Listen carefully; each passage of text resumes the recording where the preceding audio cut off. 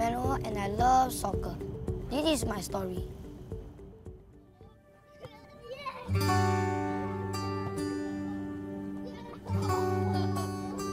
Like most 10-year-old boys, Emmanuel is energetic and active, always about and jumping at the next interesting thing. His inquisitive mind also helps him to learn a lot in school and at home, especially from his parents. But just 8 years ago, things were very gloomy and different for Emmanuel. One day when Emmanuel was about 3 years old, he started complaining about pain in his neck. At first, we didn't think much about it and thought that it would go away.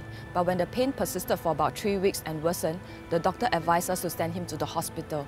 That was when we really started to worry. Emmanuel went through several medical examinations, but doctors could not identify the root issue. It was only after an MRI scan that they found that a cyst was growing inside one of his neck bones, in the area surrounded by many vital nerves in his neck.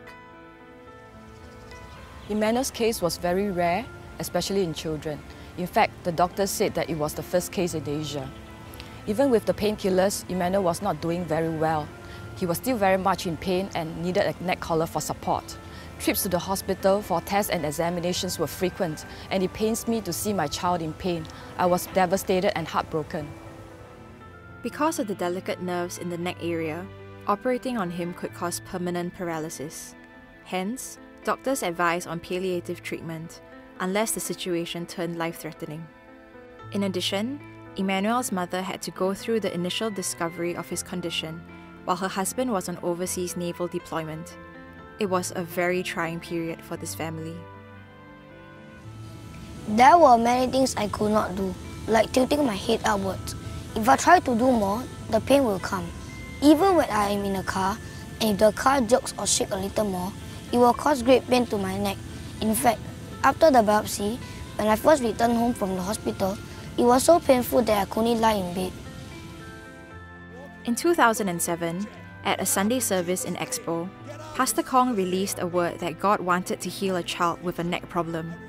Immediately, Emmanuel's parents knew they had to go forward to be prayed for. And after that weekend, I noticed Emmanuel started doing things he couldn't do previously. I remember once where he happily lifted up his head while playing and tossing balloons above his head, and he was not in pain. I know that God had healed him, and by faith, I claimed complete healing, and I decided to throw away his neck collar. Today, although the cyst is still in Emmanuel's neck, there is no more pain.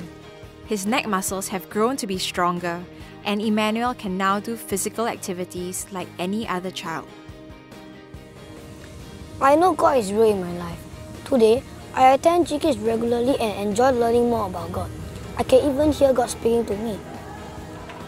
When I was in childcare, I remember God would sometimes tell me, "Daddy is coming."